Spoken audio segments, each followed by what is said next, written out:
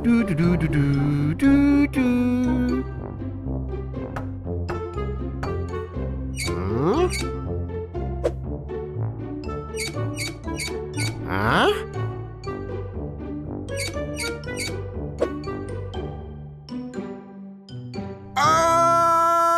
Hai teman-teman, gak ingin hal ini terjadi di rumahmu kan?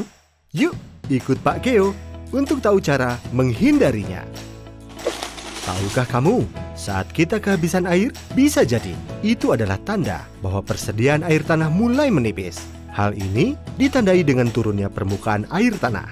Ayo, kamu tahu tidak apa itu air tanah? Untuk mengetahuinya, kita telusuri dulu air hujan.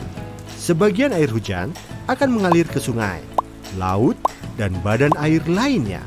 Lalu sebagian lagi pergi kemana? Yap, betul sekali. Sebagian air hujan masuk ke dalam tanah. Tapi, kamu tahu kan kalau tanah itu memiliki lapisan yang berbeda-beda? Air hujan yang jatuh ke tanah pertama kali akan sampai pada lapisan ini.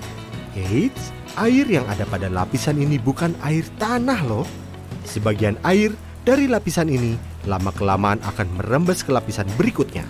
Nah, pada lapisan ini memang terdapat air, namun tetap saja itu bukanlah air tanah karena masih ada udara di antara partikel tanah ini. Berbeda dengan lapisan di bawah ini, semua ruang antara pasir, kerikil, dan batu hanya dipenuhi dengan air. Inilah yang kita sebut dengan air tanah. Air tanah ini merupakan satu-satunya sumber air untuk sumur dan mata air. Namun, saat ini banyak penduduk kota mengambil air secara berlebihan, baik untuk industri, perkantoran, hotel, dan rumah tangga. Hal ini bisa sangat berbahaya jika dilakukan terus-menerus.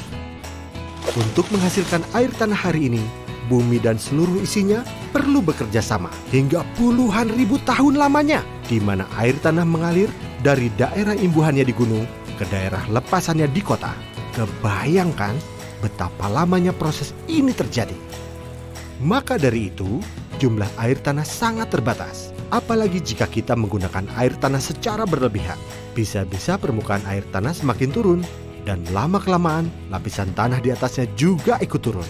Kalau sudah begitu, persediaan air ke rumah penduduk semakin sedikit, bahkan bisa habis.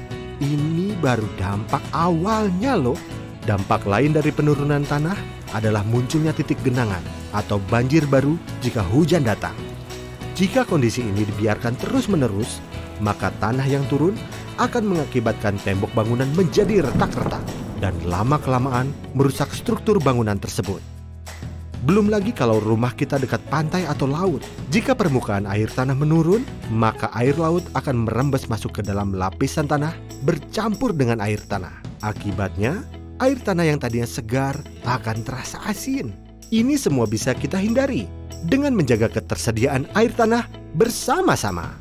Caranya, menggunakan shower daripada gayung atau berendam di bathtub. Ketika menyikat gigi, gunakan gelas untuk menampung air dan matikan keran. Mencuci baju saat baju kotor sudah banyak. Menggunakan kloset dengan teknologi hemat air. Saat mencuci piring, keran tidak dibiarkan mengalir, tapi kumpulkan air terlebih dahulu. Siram tanaman pada pagi hari agar air tidak cepat menguap. Terakhir, kita tangkap air hujan bersama-sama. Eits, bukan dengan tangan ya. Air hujan ditangkap dengan sumur resapan. Untuk air hujan yang jatuh di genteng atau pekarangan dapat disalurkan ke sumur resapan supaya meresap ke dalam tanah. Air yang masuk ke sumur resapan perlahan merembes ke dalam tanah. Lambat laun, resapan ini akan menambah volume air tanah. Ayo, sama-sama menggunakan air dengan bijak dan bagikan informasi ini seluas-luasnya agar air tetap tersedia bagi kita dan generasi selanjutnya. Hah?